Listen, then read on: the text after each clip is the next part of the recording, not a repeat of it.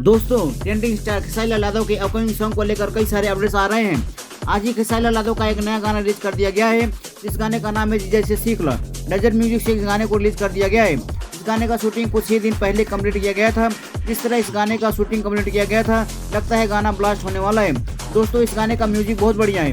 Release की बात करें तो अभिषेक भोजपुरिया जी ने लिखी है, जो कि और अच्छा है। सिंगर की बात करें तो खेसारी लाल यादव अपने ही अंदाज में गाया है। जिस तरह वो अपने और गाने में 100% रिपोर्ट देते हैं, उसी तरह इस गाने में भी दिया है। इस गाने को दोस्तों हाई बजट में बनाया गया है। डेंजर म्यूजिक ने इस गाने में काफ़ी पैसा खर्च किया है। उम्मीद है ये गाना आम के स्वाद जैसा ब्लास्ट होने वाला है।